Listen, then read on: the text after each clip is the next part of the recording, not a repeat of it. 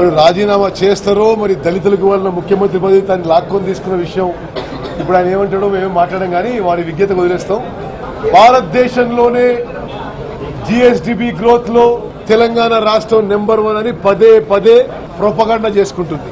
Other tax and duty, non tax revenue and grants in aid and contribution అన్ని కలిపి 94,000 కోట్లు అని చెప్పి చూపించారు. యాక్చువల్ ఫిగర్ 72,000 కోట్లకు వచ్చింది.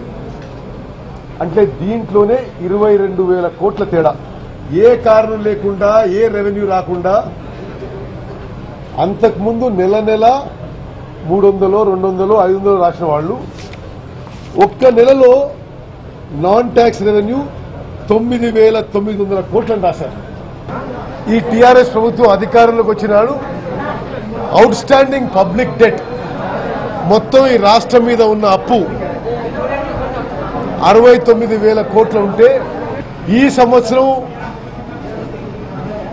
ఆర్థిక మంత్రి గారు ఇచ్చిన అంకెల మేరకు తెలంగాణ రాష్ట్ర అప్పు 1,40,000 కోట్లకు చేరబోతుంది.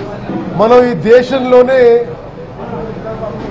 ఎక్కువ అప్పున్న రాష్ట్రాల్లో ఒకరిగా రికార్డు సృష్టించబోతున్నాం. భావి తెలంగాణ సమాజానికి తీవ్ర ప్రమాదం తెస్తున్న ఘనత కేసీఆర్ ప్రభుత్వం అని చెప్పి మనం చేస్తున్నాం.